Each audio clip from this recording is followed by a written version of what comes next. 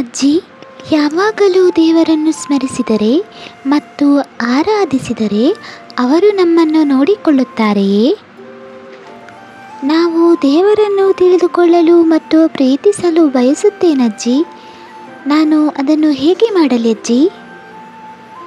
ದೇವರ ಪ್ರೀತಿಯನ್ನು ನಾವು ಭಕ್ತಿ ಎಂದು ಕರೆಯುತ್ತೇವೆ. ನೀವು ಭಕ್ತಿಯನ್ನು ಹೊಂದಿದ್ದರೆ ದೇವರು ನಿಮಗೆ ಆತ್ಮದ ಜ್ಞಾನ ಮತ್ತು ತಿಳುವಳಿಕೆಯನ್ನು ನೀಡುತ್ತಾನೆಂದು ಶ್ರೀಕೃಷ್ಣನು ಭಗವದ್ಗೀತೆಯಲ್ಲಿ ಉಲ್ಲೇಖಿಸಿದ್ದಾರೆ. ದೇವರ ಮಹಿಮೆ, ಶಕ್ತಿ ಮತ್ತು ಶ್ರೇಷ್ಠತೆಯ ಬಗ್ಗೆ ನೀವು ಹೆಚ್ಚು ತಿಳಿಯುತ್ತೀರಿ ಮತ್ತು ಯೋಚಿಸುತ್ತೀರಿ. ಇದರಿಂದ ನಿಮ್ಮ ಪ್ರೀತಿಯು ಬಲವಾಗಿ ಬೆಳೆಯುತ್ತದೆ. ಹೀಗೆ ದೇವರ ಜ್ಞಾನ ಮತ್ತು ಪ್ರೀತಿ ಒಟ್ಟಿಗೆ ಲಭಿಸುತ್ತದೆ. ದೇವರು ತುಂಬ ದೊಡ್ಡವನು ಮತ್ತು ಶಕ್ತಿಶಾಲಿಯಲ್ಲವೇ? ನಾವು ಅವನನ್ನು ಹೇಗೆ ತಿಳಿಯಬಹುದು? ಯಾರೂ ದೇವರನ್ನು ಸಂಪೂರ್ಣವಾಗಿ ತಿಳಿದುಕೊಳ್ಳಲು ಸಾಧ್ಯವಿಲ್ಲ.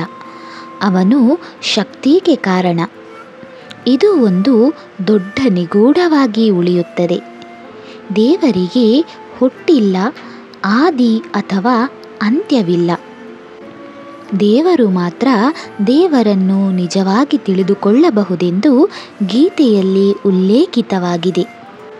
ಯಾರಾದರೂ ಹೇಳಿದರೆ ನಾನು ದೇವರನ್ನು ತಿಳಿದಿದ್ದೇನೆಂದು ಆ ವ್ಯಕ್ತಿಗೆ ನಿಜವಾಗಿ ದೇವರ ಸತ್ಯ ತಿಳಿದಿರುವುದಿಲ್ಲ. ಹಾಗಾದರೆ ದೇವರ ಬಗ್ಗೆ ನಾವು ಏನು ತಿಳಿಯಬಹುದಜ್ಜಿ?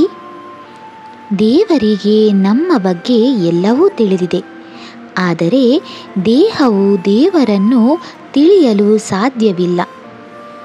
ಶಂಕರನ ಪ್ರಕಾರ ಇಡೀ ಸೃಷ್ಟಿಯು ಭಗವಂತನ ಮತ್ತೊಂದು ರೂಪವಲ್ಲ. ಸೃಷ್ಟಿಯು ಮಾಯೆ ಎಂಬ ದೇವರ ಶಕ್ತಿಯಿಂದ ಹೊರಬಂದಿದೆ.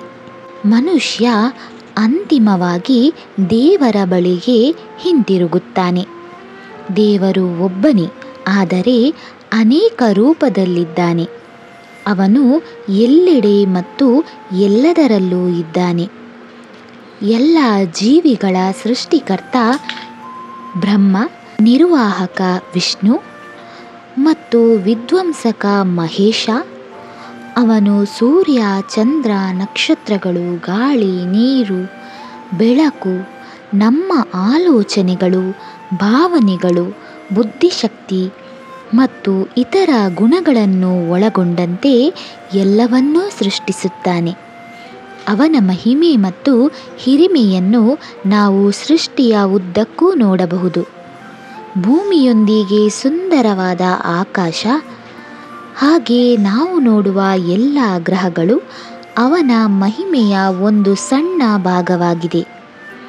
ಎಲ್ಲೆಲ್ಲೂ ದೇವರನ್ನು ಕಾಣುವುದರಿಂದ ನಮ್ಮ ಮನಸ್ಸು ಶುದ್ಧಿಯಾಗುತ್ತದೆ ಮತ್ತು ನಮ್ಮನ್ನು ಉತ್ತಮ ವ್ಯಕ್ತಿಯನ್ನಾಗಿ ಮಾಡುತ್ತದೆ. ನಮಗೆ ದೇವರ ಬಗ್ಗೆ ಏಕೆ ಕಡಿಮೆ ಗೊತ್ತು ಎಂಬ ಕತೆ ಗೀತೆಯಲ್ಲಿ ಈ ರೀತಿ ವ್ಯಕ್ತಪಡಿಸಿದ್ದಾರೆ, ಕೇಳು. ಕಥೆಯ ಶೀರ್ಷಿಕೆ 4 ಜನ ಕುರುಡರು. 4 ಕುರುಡರು ಆನೆಯನ್ನು ನೋಡಲು ಹೋಗುತ್ತಾರೆ. ಒಬ್ಬ ಆನೆಯ ಕಾಲನ್ನು ಮುಟ್ಟಿ ಆನೆಯು ಕಂಬದಂತಿದೆ ಎಂದು ಹೇಳುತ್ತಾನೆ. ಎರಡನೆಯವ ಆನೆಯ ಸೊಂಡಿಲನ್ನು ಮುಟ್ಟಿ ಆನೆಯು ದಪ್ಪನೆಯ ಕೋಲಿನಂತಿದೆ ಎನ್ನುತ್ತಾನೆ. ಮೂರನೆಯವನು ಹೊಟ್ಟೆಯನ್ನು ಮುಟ್ಟಿ ಆನೆ ದೊಡ್ಡ ಜಾರ್ನಂತಿದೆ ಎನ್ನುತ್ತಾನೆ. ನಾಲ್ಕನೆಯವನು ಕಿವಿಯನ್ನು ಮುಟ್ಟಿ ಆನೆಯು ದೊಡ್ಡ ಫ್ಯಾನಿನಂತಿದೆ ಎನ್ನುತ್ತಾನೆ. ಹೀಗಾಗಿ ಅವರ ನಡುವೆ ಜಗಳ ಶುರುವಾಗುತ್ತದೆ. ತಾವು ಹೇಳಿದ್ದೇ ಆನೆಯ ಆಕಾರ ಎಂದು ಜಗಳ ಶುರು ಮಾಡಿಕೊಳ್ಳುತ್ತಾರೆ. ಆವಾಗ ದಾರಿಹೋಕನೊಬ್ಬ ಅವರ ಎಲ್ಲರ ಜಗಳವನ್ನು ನೋಡಿ, ನೀವೆಲ್ಲರೂ ಏಕೆ ಜಗಳವಾಡುತ್ತಿದ್ದೀರಿ ಎಂದು ನಿಮ್ಮ ಸಮಸ್ಯೆಯನ್ನು ನಾನು ನ್ಯಾಯಾಧೀಶನಾಗಿ ಪರಿಹರಿಸುತ್ತೇನೆಂದು ಅವರ ಸಮಸ್ಯೆಯನ್ನು ಕೇಳುತ್ತಾನೆ.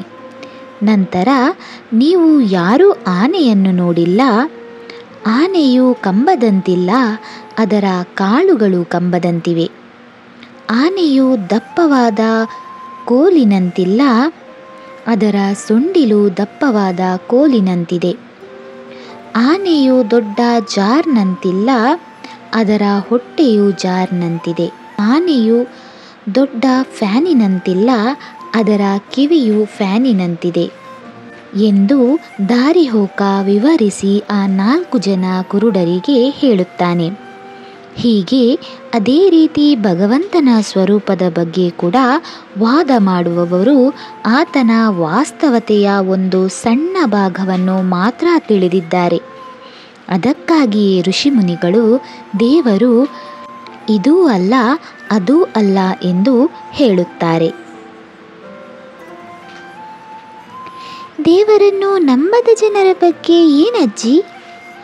ಅಂತಹ ಜನರನ್ನು ನಾವು ನಾಸ್ತಿಕರೆಂದು ಕರೆಯುತ್ತೇವೆ. ಅವರು ಸೃಷ್ಟಿಕರ್ತನ ಅಸ್ತಿತ್ವವನ್ನು ನಂಬುವುದಿಲ್ಲ.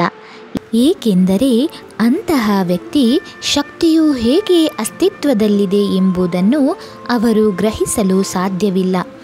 ಆದ್ದರಿಂದ ಅವರು ದೇವರ ಅಸ್ತಿತ್ವವನ್ನು ಪ್ರಶ್ನಿಸುತ್ತಾರೆ ಮತ್ತು ಅನುಮಾನಿಸುತ್ತಾರೆ. ಭಗವಂತನ ಕೃಪೆಯಿಂದ ನಿಜವಾದ ಆಧ್ಯಾತ್ಮಿಕ ಗುರು ಕಂಡುಕೊಂಡಾಗ ಅವರ ಅನುಮಾನಗಳು ಎಂದಾದರೂ ಅಳಿಸಬಹುದು. ನಾಸ್ತಿಕರು ಎಂದರೆ ದೇವರ ಕಡೆಗೆ ಪ್ರಯಾಣ ಇನ್ನೂ ಅವರದು ಪ್ರಾರಂಭವಾಗಿಲ್ಲ. ಭಕ್ತರ ಮನಸ್ಸಿನಲ್ಲಿಯೂ ಸಂದೇಹಗಳು ಉದ್ಭವಿಸುತ್ತದೆ. ಆದ್ದರಿಂದ ಕೇವಲ ನಂಬಿಕೆಯಿಂದ ದೇವರನ್ನು ನಂಬಿ ಮತ್ತು ನಮ್ಮ ಕರ್ತವ್ಯವನ್ನು ನಾವು ಮಾಡಬೇಕು. ಈ ಅಧ್ಯಾಯ 10ರ ಸಾರಾಂಶವೆಂದರೆ ಪರಮಾತ್ಮನಾದ ಪರಮಾತ್ಮನನ್ನು ಯಾರೂ ತಿಳಿದುಕೊಳ್ಳಲು ಸಾಧ್ಯವಿಲ್ಲ. ಏಕೆಂದರೆ ಅವನು ಎಲ್ಲ ಜೀವಿಗಳ ಮೂಲ, ಎಲ್ಲ ಕಾರಣಗಳಿಗೆ ಕಾರಣ. ನಮ್ಮ ದೇಹ, ಮನಸ್ಸು, ಆಲೋಚನೆಗಳು ಮತ್ತು ಭಾವನೆಗಳು ಸೇರಿದಂತೆ ಎಲ್ಲವೂ ದೇವರಿಂದ ಬಂದಿದೆ. ಅವನು ಎಲ್ಲರ ಸೃಷ್ಟಿಕರ್ತ, ಬೆಂಬಲಿಗ ಹಾಗೂ ನಾಶಕ. ಅವನು ಅನಂತ ಮತ್ತು ಪ್ರಾರಂಭ, ಅವನಿಗೆ ಅಂತ್ಯವಿಲ್ಲ. ಇಡೀ ವಿಶ್ವವು ಅವನ ಶಕ್ತಿಯ ಒಂದು ಸಣ್ಣ ಭಾಗದ ವಿಸ್ತರಣೆಯಾಗಿದೆ ಎಂದು ಗೀತೆಯಲ್ಲಿ ಶ್ರೀಕೃಷ್ಣ ಭಗವಾನ್ ಉಲ್ಲೇಖಿಸಿದ್ದಾರೆ. ಎಲ್ಲ ದೇವತೆಗಳು ಅವನ ವಿವಿಧ ಶಕ್ತಿಗಳ ಹೆಸರುಗಳು. ದೇವರನ್ನು ನಂಬಿಕೆಯಿಂದ ಪೂಜಿಸುವುದು ಯಾವುದೇ ಹೆಸರು ಮತ್ತು ವಿಧಾನದಿಂದ ದೇವರನ್ನು ಪೂಜಿಸಬಹುದು. ಇದರಿಂದ ನಾವು ಒಳ್ಳೆಯ ಮಾರ್ಗವನ್ನು ಅನುಸರಿಸುತ್ತೇವೆಂದು ಶ್ರೀಕೃಷ್ಣ ಭಗವಾನ್ ಅಧ್ಯಾಯ 10ರಲ್ಲಿ ಹೇಳಿದ್ದಾರೆ.